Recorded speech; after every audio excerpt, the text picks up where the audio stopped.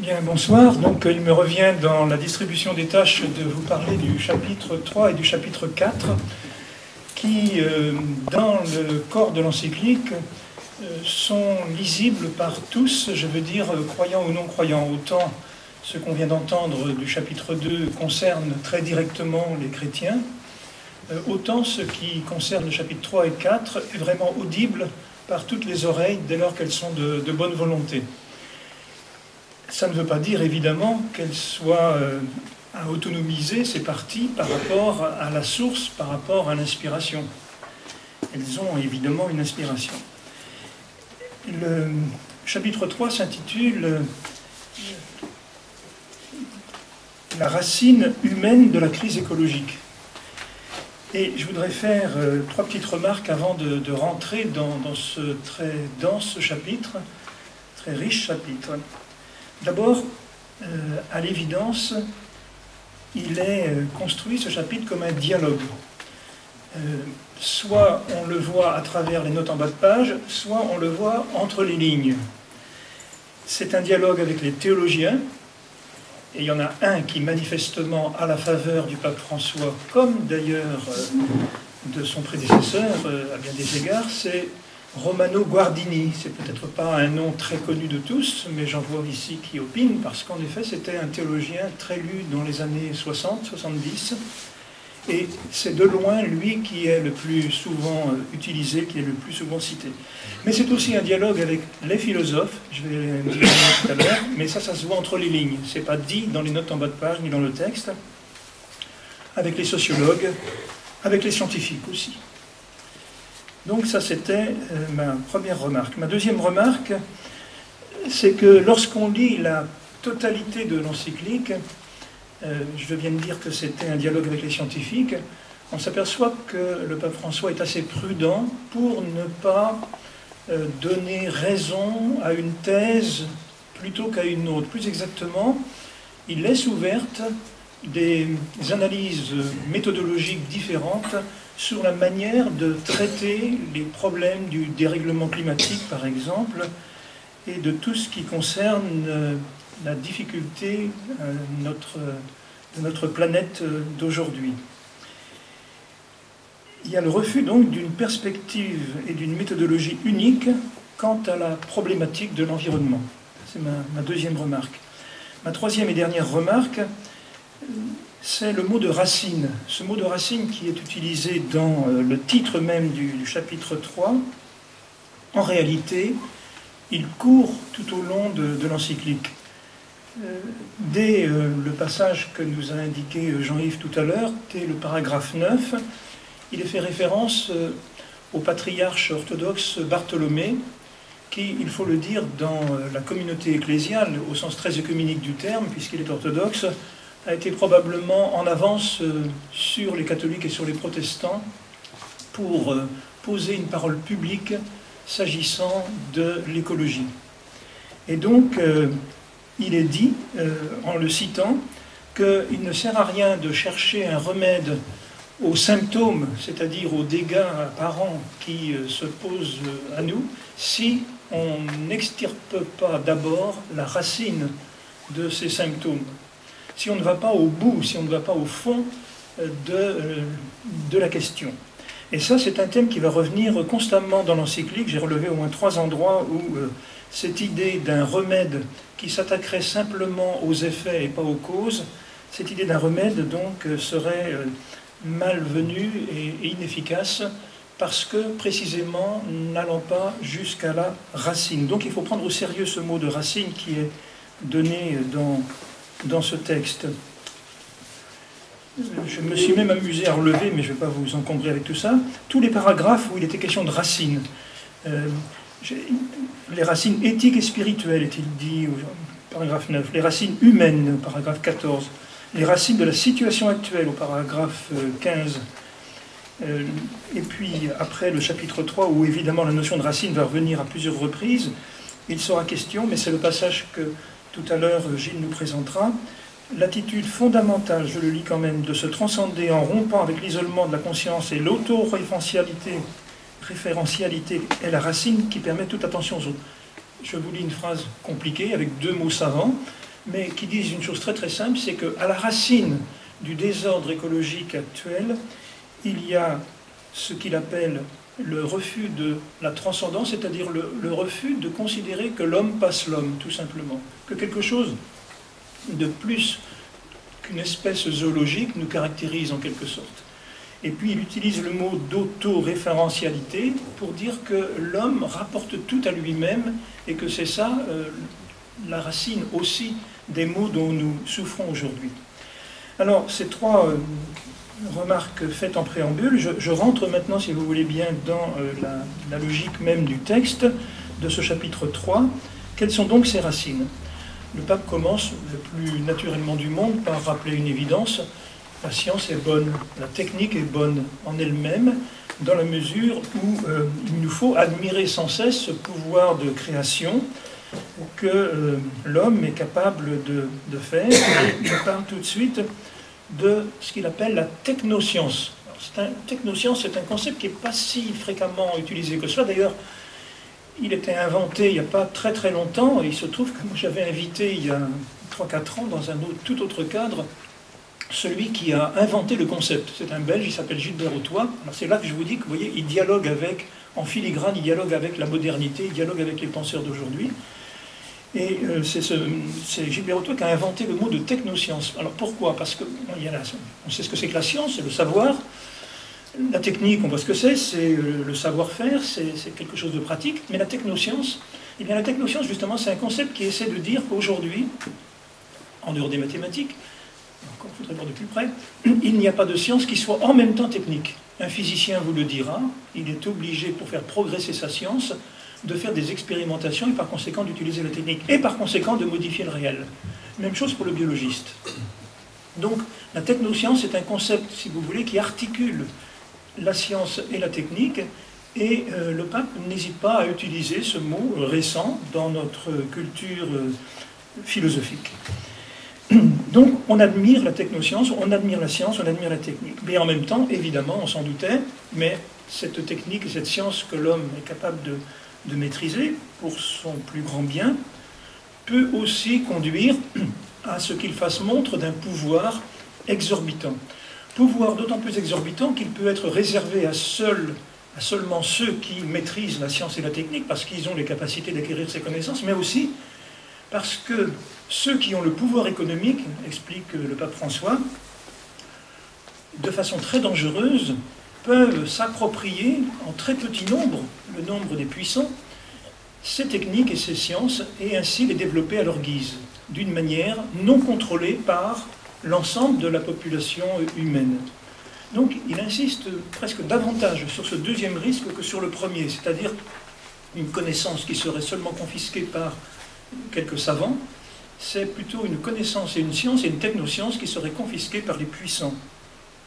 Et donc, bien évidemment, il nous manque à ce moment-là, dit-il, une éthique, une conception d'ensemble, une culture et même une spiritualité qui est une spiritualité des limites. Alors le mot de limite, je me suis amusé à le compter, avec l'informatique aujourd'hui, on peut compter facilement les mots.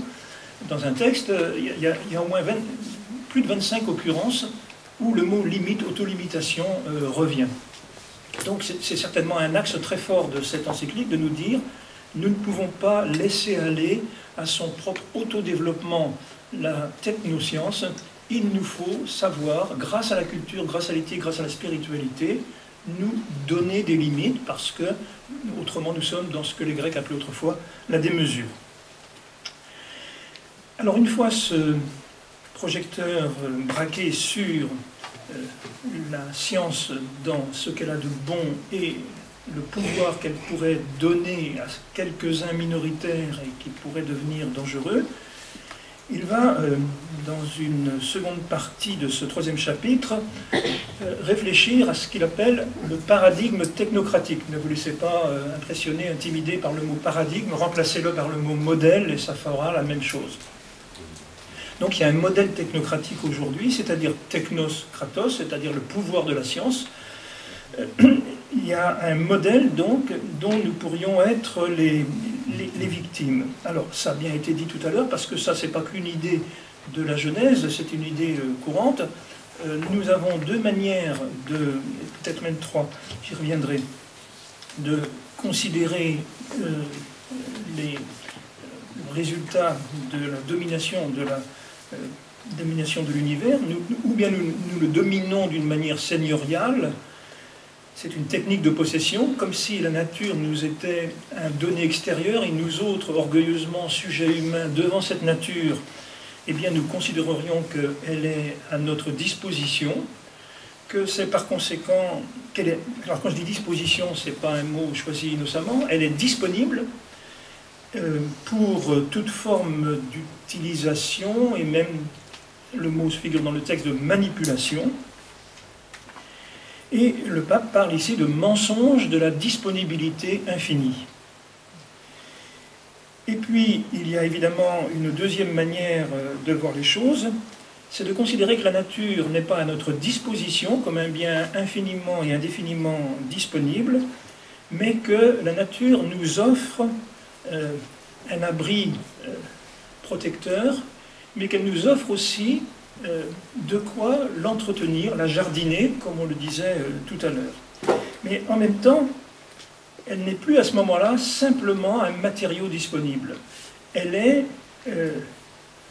quelque chose qui doit être lu, qui doit être déchiffré, parce que ça veut dire que la nature nous invite à la respecter et surtout à la cultiver. Pas la respecter au sens de c'est la nature sauvage, on la laisse dans sa luxuriance proliférer partout, mais elle nous invite, un peu comme le jardinier. Le jardinier sait très bien tout ça, il sait très bien que selon les saisons, il faut faire ceci ou cela. La nature nous enseigne, voilà. Elle n'est pas qu'un bien disponible, elle n'est pas qu'un matériau utilisable, elle est aussi quelque chose qui est à entendre, qui est à écouter. La nature nous dit quelque chose. Donc, il faut aussi savoir se plier aux possibilités que offrent précisément les choses. Et là, par rapport à l'image de la manipulation, qui vient du mot « main », le pape utilise deux métaphores tout à fait intéressantes. Dans le premier cas, j'impose avec mes mains, j'impose à la nature ma volonté, je la manipule, j'impose mes mains, c'est le verbe imposer qui est utilisé. Puis dans le deuxième cas, je lui tends la main. Il ajoute même, je lui tends la main amicalement. Il y a une amitié avec la nature, il use le mot amitié, qui traditionnellement est réservé aux êtres humains, parfois à nos animaux de compagnie, mais là c'est avec la nature, amitié avec la nature. Et vous avez tout de suite compris que déjà l'influence de François d'Assise est présente. Lui qui parle de ma sœur la lune, ma sœur le soleil, ma sœur la terre, ma sœur les êtres de la création. Donc on lui tend la main. Alors, d'où vient cette logique de la domination qui fait des dégâts?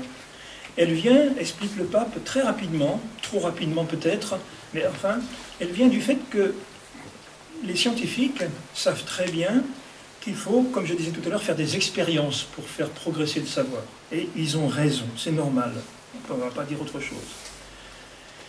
Mais cette logique de la science expérimentale, le risque est de l'appliquer à l'ensemble de la culture, à l'ensemble de notre relation au monde. C'est-à-dire qu'une vision du monde qui ne serait que scientifique, en ce sens-là, serait douteuse. Or, c'est ce qui se passe un petit peu sous nos yeux. Il y a ce que le pape appelle un réductionnisme, une manière scientifique d'occuper tout le terrain, au détriment de la théologie, au détriment de la philosophie, au détriment de tous les autres regards que l'on peut avoir sur le monde. Alors, donc, ce modèle technocratique, ce paradigme technocratique, qui fait que la technique prend le pouvoir sur le monde sous cette forme-là, évidemment, mais là, il n'y a pas besoin d'explication parce que c'est simple à comprendre, ça produit des grandes entreprises qui, petit à petit, occupent tout le terrain, empêchent justement les petits producteurs locaux de se développer, et le pape, à plusieurs reprises, à plusieurs endroits différents de l'encyclique, va prendre la défense de ces productions locales, économes, durables, de ces petits producteurs qui sont moins polluants. Et de la même façon, il va prendre le parti de dire que les transports eux-mêmes ne sont pas adaptés. Bon, il fait de la politique, là, carrément, en disant ça. Il critique aussi cette société de la nouveauté individuelle. Enfin, chacun d'entre nous, on va pouvoir en parler tout à l'heure, mais certainement des exemples. Moi, j'utilise toujours le Word de 2003, puis j'en ai marre de voir que tous les Word qui se succèdent ne m'apportent strictement rien de nouveau, mais ça fait rien. On est obligé de passer à des logiciels de traitement de texte toujours nouveaux. Il rentre dans les détails. Il va critiquer, moi qui habite le plus ancien lotissement de Sainte-Luce, et peut-être même de l'agglomération nantaise, le lotissement du Chasset, il critique les maisons en série. Le mot maison en série figure dans le texte. Bon, il rentre dans des détails. Visiblement, il fait de la politique au ras de la vie quotidienne. Et donc, à plusieurs reprises, il dit qu'il faut ralentir la marche. Il faut s'asseoir un petit peu pour réfléchir, pour penser à ce que nous sommes en train de faire en ce moment. Vient ensuite une troisième sous-partie, toujours dans ce chapitre 3. Je serai plus rapide. Comme mon chronométreur préféré s'inquiéterait, je serai plus rapide. On a fixé un temps. Je respecterai ce temps par rapport au chapitre 4, qui sera un peu plus rapide. Alors, la troisième partie du troisième chapitre, donc, s'intitule « L'anthropocentrisme moderne ». Alors, encore un mot un peu savant qui va peut-être effrayer les plus jeunes d'entre nous. L'anthropocentrisme, c'est un mot qui veut dire tout simplement que l'homme se prend pour le centre. Anthropos, c'est l'homme, et donc, il va parler de l'anthropocentrisme moderne. Alors, je donnais le sens du mot parce que tout bêtement, en lisant plusieurs articles sur cette encyclique, parus un peu partout, même les meilleurs esprits font quelquefois des contresens, et je les ai vus parler d'anthropomorphisme, ça n'a rien à voir. Jean-Claude Guilbault, dans La Vie, fait un article sur l'encyclique, il parle d'anthropomorphisme, il s'est planté, mon cher ami Jean-Claude Guilbault. Et puis, même chose dans... Enfin bon, je ne vais pas vous raconter tout. L'anthropocentrisme moderne. Donc, alors, l'anthropocentrisme moderne, donc, moderne, ça veut dire qu'il y a un anthropocentrisme qui n'est peut-être pas moderne et qui aurait les faveurs du pape. C'est ce qu'il faut comprendre et qu'on va expliciter. Alors, l'anthropocentrisme moderne, c'est un anthropocentrisme qui considère donc que l'homme est l'unique centre de la nature et de la création, et donc qui va, comme je le disais tout à l'heure, faire de la nature un matériau disponible indéfiniment, en oubliant que la nature est aussi notre maison commune, notre refuge vivant, notre abri protecteur, qu'elle est notre mère aussi, notre mère nature, pour parler un peu comme les animistes ou comme les païens qui avaient raison de ce point de vue, de dire que la mère était, que la nature était aussi une mère qui nous porte. Sans la nature, nous ne pourrions pas exister, bien entendu. Mais en même temps, et le mot est dans le texte, petite référence à la mythologie grecque, nous pouvons devenir prométhéens, du nom de Prométhée, ce héros grec qui, ayant dérobé le feu aux dieux, avait donc apporté la technique aux hommes et la possibilité précisément de se défendre en tant qu'espèce vivante, de se protéger. Mais Prométhée a pris le risque d'aller trop loin et de braver les dieux, et donc ce qu'on appelle la domination prométhéenne, c'est précisément cette domination seigneuriale qui peut se retourner contre l'homme lui-même. C'est la démesure anthropocentrique du même coup. Alors c'est le moment peut-être de revenir une toute petite seconde sur ce qu'a dit Patrick tout à l'heure, quand il nous a très, très clairement expliqué que la Genèse pouvait être lue dans deux directions. Moi j'ajouterais même qu'elle peut être lue dans trois directions. Genèse 1, 28, c'est le texte où il est dit qu'il faut soumettre. Alors, le mot de soumission a pu être interprété, et il y a une autocritique du pape, il y en a une seule d'ailleurs, mais enfin elle est là, dans le paragraphe 67, où il dit que les chrétiens ont parfois mal interprété ce verset de la Bible en considérant justement que l'homme, au lieu d'être simplement le lieutenant, enfin c'est moi qui parle avec ces mots-là, de la création, celui qui tient lieu de jardinier finalement, ont compris ce mot comme je dois dominer superbement, au sens étymologique, orgueilleusement donc le monde. Donc c'est ce qu'on appelle l'interprétation, en philosophie en tout cas, ce que nous appelons l'interprétation despotique du rapport de l'homme et de la nature. Deuxième interprétation, Genèse 2, 15, c'est l'interprétation dite de l'intendance, c'est le jardin. Et c'est vrai que c'est deux textes mis bout à bout, mais qui ne disent pas la même chose, avec les mêmes mots en tout cas. Ils disent la même chose probablement parce que la seigneurie dont il est question dans le premier chapitre doit être interprétée à la lumière de ce qui est dit aussi dans le deuxième. C'est-à-dire que cette soumission, elle est là pour dire que l'homme, en effet, doit dominer, mais au sens de prendre soin, comme Gilles le disait aussi tout à l'heure. Et puis, alors donc c'est évidemment la deuxième interprétation qui a la faveur de l'encyclique, on s'en doutait, mais il y en a peut-être une troisième que je me permets d'introduire et qui n'est pas dans l'encyclique cette fois-ci, mais qu'en philosophie on peut utiliser, que nous appelons, enfin, que Dominique Bourg en particulier, qui a travaillé ces questions, mon collègue philosophe, l'interprétation citoyenne. Adam, en Genèse 2:7, on le sait, ça vient du mot terre, il a été tiré de la glèbe, il a été tiré de la terre, comme toutes les espèces. Et à ce titre-là, eh bien, les êtres naturels, étant tous issus de la terre, sont frères et sœurs. Et donc, c'est dit en filigrane par le pape François, mais pas directement.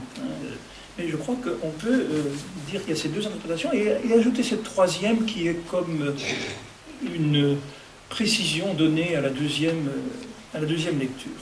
Et on retrouve ça très bien dans ce chapitre 3. Donc, il peut y avoir, et c'est le sens de cette expression qui va figurer dans le texte, un anthropocentrisme dévié. Autrement dit, l'anthropocentrisme n'est pas mauvais en soi, il est bien vrai que l'homme est le centre de la création, mais il ne doit pas être l'unique centre de la création en la considérant comme devant être manipulé. Donc on va parler d'anthropocentrisme dévié. À plusieurs reprises, le mot de dévié figure dans le texte. Mais il y aurait une erreur symétrique en répondant à cet anthropocentrisme dévié, et qui existe dans les temps modernes. C'est pour ça qu'on peut considérer que le pape dialogue avec la modernité. C'est ce qu'il appelle le biocentrisme. Bio, le vivant, centré sur le vivant. Au lieu d'être centré sur l'humain, on va être centré sur le vivant. On a ça dans plusieurs courants contemporains, de ce qu'on appelle l'écologie profonde en particulier. Il arrive même peut-être que dans une œuvre aussi respectable et éminente que celle d'un Lévi-Strauss, on trouve l'idée que les êtres vivants devraient être au centre de la création et que l'homme devrait en rabattre un petit peu. Enfin, il y a les deux chez Lévi-Strauss. Enfin, bref, il y a chez beaucoup d'auteurs contemporains, et puis je dirais aussi dans une partie du grand public, moi j'ai souvent rencontré chez mes étudiants ce genre de réaction, l'idée que l'homme est un prédateur, donc ça suffit, maintenant il doit prendre sa place qui est la même que les animaux, même que les végétaux, et apprendre justement à laisser un peu la place aux autres. Un étudiant me disait un jour, moi entre un homme criminel et un chat qui se noie, je sauve le chat, je ne sauve pas l'homme criminel parce qu'il est criminel, et puis je trouve que le chat... Bon, bref, on peut arriver à des raisonnements un peu curieux de ce genre, mais c'est le biocentrisme, ça. C'est-à-dire l'idée que tous les vivants se valent. Alors le pape a un paragraphe très court, mais pour dire non. Le biocentrisme n'est pas la réponse adaptée à l'anthropocentrisme. Et puis il ajoute que non seulement il ne faut pas accorder une valeur égale à tous les êtres vivants, il ne faut pas oublier la dimension relationnelle de l'être humain, qui, justement, à force de se considérer le centre, oublie les relations dont nous parlait Patrick tout à l'heure, relations à Dieu, relations aux autres, relations aussi à la nature.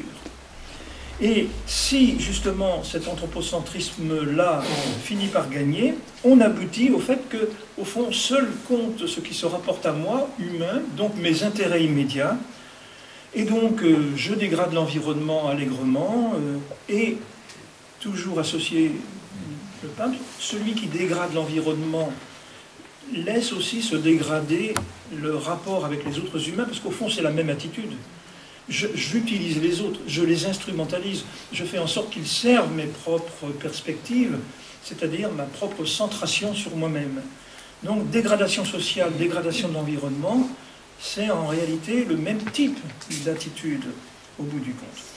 Il va insister, mais moi je ne développe pas, que le travail, il va insister sur l'idée que le travail doit être préservé parce que défendre le travailleur et lutter contre le chômage de masse, c'est aussi affirmer très fortement, et là c'est très politique, je dirais même très révolutionnaire, très engagé, ça veut dire qu'on va investir dans les personnes et pas simplement dans le profit immédiat, parce que si on n'investit pas dans les personnes, de toute façon c'est une très mauvaise affaire pour la société en général. C'est une idée qui parcourt le texte très régulièrement. Et on ne s'étonnera pas de voir que sur ce type de propos, on va trouver, de par le monde, beaucoup d'approbation de ces passages de l'encyclique qui sont clairement du côté de ceux qui se battent aux côtés des plus démunis, des plus pauvres. Et puis, un petit point pour terminer ce chapitre 3, c'est l'innovation, un petit point qui n'est pas un tout petit, qui est peut-être pas très long, mais qui est très important, c'est l'innovation biologique à partir de la recherche. Et là, le pape dit l'expérimentation animale, eh bien, on devrait quand même la limiter au strict nécessaire et de toute manière, en aucun cas, admettre qu'il y ait une souffrance donnée à l'animal. Il n'est pas contre les manipulations. On sent que là, il va ménager la chèvre et le chou, mais c'est vrai que ce n'est pas son job, comme je le disais en commençant, de dire aux scientifiques ce qu'ils doivent faire ou pas. Enfin, il explique que toute manipulation génétique n'est pas forcément à rejeter, mais qu'il faut à chaque fois la mener avec discernement. Et puis sur les OGM, puisqu'il en est question, sur les organismes génétiquement modifiés, il prend quand même position en disant que, certes, tout n'est certainement pas à condamner, mais que la rapidité de l'usage actuel emporte un certain nombre de conséquences qui peuvent être dangereuses. Et il va insister sur une de ces conséquences, qui est que ça va modifier la distribution dans l'espace des terres cultivables et des terres qui seront parfois abîmées par des cultures. Il va insister aussi et beaucoup sur cette dimension-là, sur la destruction donc entraînée par ces cultures, par le réseau complexe, cette destruction des réseaux complexes, pardon, des écosystèmes. Se glisse aussi dans ce chapitre un thème qui va revenir, mais sans qu'il y ait une insistance lourde, puisqu'il s'agit de la dégradation de l'environnement, puisqu'il s'agit de la dégradation de l'humain, il va jusqu'à aller rappeler un certain nombre de fondamentaux de l'Église, qui est un peu seule sur ce créneau par les temps qui courent. C'est un rappel de la doctrine concernant le respect de toute vie commençante. Donc l'avortement, la recherche sur l'embryon vont être plusieurs fois mentionnés, mais sans qu'il en fasse une priorité dans la manière dont il organise son encyclique. Et puis, un petit coup de griffe pour terminer le chapitre 3, un petit coup de griffe très politique, je crois. Vous savez que notre pape François, qui est non seulement franciscain par son nom et par son inspiration, mais il est d'abord jésuite par sa formation, et par conséquent rusé. C'est lui-même qui utilise le mot, c'est pas moi. Et donc, il fait de la politique. Il fait de la politique et il se permet d'envoyer une petite question à nos amis les Verts, je veux dire dans le monde, le parti écologiste, en leur disant, mais il y a quelque chose que je ne comprends pas chez vous, vous défendez énergiquement la nature, et quand il s'agit de la nature humaine, vous êtes les premiers à demander l'euthanasie, l'expérimentation sur l'embryon.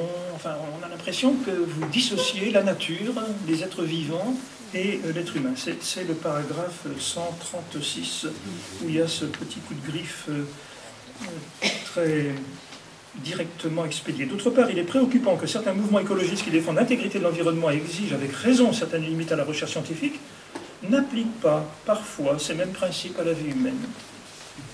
En général, on justifie le dépassement de toutes les limites quand on fait des expérimentations sur les embryons humains vivants. On oublie que la valeur inaliénable de l'être humain va bien au-delà de son degré de développement. Du reste, quand la technique ignore les grands principes éthiques, elle finit par considérer comme légitime n'importe quelle pratique. Comme nous l'avons vu dans ce chapitre, la technique séparégénétique sera difficilement capable d'auto-limiter son propre pouvoir. Voilà, je vous ai lu l'intégralité du dernier paragraphe, le paragraphe 136 de ce chapitre 3. Donc, le quatrième chapitre, je vous avais dit tout à l'heure qu'il pouvait être présenté plus rapidement, et je vais le prouver. Une écologie intégrale. Chapitre 4, une écologie intégrale. Alors, pourquoi ce mot d'intégrale ? Eh bien, pour répondre à cette idée permanente dans l'encyclique que tout est lié. Tout à l'heure, ça a été dit. Là aussi, je me suis amusé à compter. Le nombre de fois où il dit tout est lié, tout est intimement lié, c'est plus de 10 fois. Donc tout est lié. C'est-à-dire que pour lui, l'écologie, c'est pas simplement la réponse fragmentaire à une question tout d'un coup qui se pose ici ou qui se pose là, c'est vraiment à la racine qu'il faut prendre les choses, et donc tout est lié. Et le mot d'intégral est choisi précisément pour dire le contraire de cette fragmentation des réponses que nous pourrions donner aux problèmes que nous rencontrons dans notre planète. Donc l'écologie est intégrale au sens où le mot intégral, justement, signifie que l'approche doit être coordonnée, liée, organisée dans un tout structuré. Alors, vont défiler l'écologie environnementale, l'écologie économique, l'écologie sociale, mais ce n'est pas un défilé comme une superposition, c'est vraiment à chaque fois quelque chose d'organique. Il faut, nous dit le pape, un regard plus intégral et plus intégrant, il le dit dans le chapitre suivant, mais peu importe, ça revient au même ici. Et donc, il dit que la crise n'est pas environnementale, elle est socio-environnementale. Et là, c'est un point qui a déjà été relevé tout à l'heure et sur lequel, certainement, il faudra revenir. Ensuite, l'écologie, elle est culturelle. Et il va juste dire que la disparition d'une culture peut être plus grave que celle d'une espèce animale ou végétale. C'est une affirmation audacieuse. C'est une affirmation audacieuse qui peut peut-être nous faire bondir à certains égards, mais dans certains cas délimités, moi je suis prêt à défendre cette thèse que la disparition d'une culture peut être plus grave que la disparition d'une espèce végétale. Alors je ne me ferai peut-être pas des amis, mais enfin j'aurai au moins l'amitié du peuple. Et puis, donc il va défendre les aborigènes en disant ça aussi, qui sont d'ailleurs explicitement cités dans le texte. Parce que c'est pas rien l'histoire que les hommes ont fabriquée, c'est pas rien la langue, c'est pas rien la culture, c'est pas rien l'architecture même. C'est ça qu'il veut dire. Et il dit, attention, à défendre le petit moustique qui est en train enfin c'est moi qui dis ça comme ça, de s'en aller et de disparaître dans un endroit, et à ne pas se soucier du fait que tout d'un coup, c'est toute une culture, non pas simplement d'une minorité indienne ou je ne sais pas quoi qui va s'en aller, mais il dit, mais c'est beaucoup plus grave que ça, c'est que tout ce patrimoine accumulé par l'humanité a de la valeur. Et donc vous voyez qu'il y a, dans son travail, dans sa réflexion, dans cette encyclique, il y a toujours cette articulation entre ce qui est de l'ordre de la nature et ce qui est de l'ordre de la culture. Et c'est pas rien de dire que l'écologie englobe les deux dimensions. L'écologie, donc, elle est culturelle. Et ensuite, l'écologie aussi, elle est celle de la vie quotidienne. Là, c'est facile. Alors, c'est quelqu'un qui vient d'Amérique du Sud et il va dire que dans les bidonvilles et même derrière les façades les plus abîmées, eh bien, on peut encore fabriquer de la convivialité, on peut encore décorer son petit intérieur, même si l'extérieur n'est pas très riche, n'est pas très beau. Donc, il va insister sur ces petits détails qui ne sont pas rien, qui ne sont pas petits, de la vie quotidienne. Insister sur les transports publics, il ne parle pas du covoiturage, mais je crois qu'on est dans la même direction. Bref, il va reprendre aussi ce concept fabriqué par son prédécesseur Benoît XVI, l'écologie humaine, donc l'homme est dans la loi humaine, la loi des humains doit être aussi protégée au même titre que la loi de la nature, si on peut dire. Principe du bien commun, option préférentielle pour les pauvres, c'est de l'écologie aussi, à ses yeux, l'écologie humaine. Et puis enfin, et j'en aurai terminé, la justice entre les générations. Il a un long passage pour terminer son chapitre 4 avec ce thème, parce que, alors, vous avez comme une formule souvent répétée, qu'il reprend dans le cas précis aux évêques portugais, c'est que, qu'est-ce que c'est que l'environnement? C'est le prêt que chaque génération reçoit et doit transmettre à la génération suivante. Mais ce n'est pas suffisant de dire ça, explique-t-il. Et j'ai trouvé, pour ce qui me concerne, l'idée très, très forte. Il dit, mais ce n'est pas simplement que nous avons un devoir vis-à-vis des générations futures, comme nous le répétons sans cesse et à juste titre, mais c'est que si nous n'avons pas cette perspective, ça veut dire que nous ne savons plus quel sens donner à notre passage limité sur cette terre. Ça veut dire que si nous ne sommes pas capables de nous dire que ce que nous faisons en ce moment a un sens, et un sens qui nous dépasse et qui dépasse notre intérêt immédiat, c'est que nous ne respectons pas notre propre dignité. Par conséquent, ce devoir que nous avons vis-à-vis des générations futures, c'est d'abord un devoir que nous avons vis-à-vis de nous-mêmes, de nous respecter nous-mêmes et de donner du sens à notre passage furtif sur cette terre. Nous avons eu un début, nous aurons une fin, et qu'est-ce que nous mettons dans cet intervalle qui nous est donné, quelle que soit sa longueur, quelle que soit la place à laquelle nous sommes assignés? Eh bien, c'est précisément le sens que nous avons à donner à notre rapport à Dieu, au monde ou à la nature. J'en ai terminé.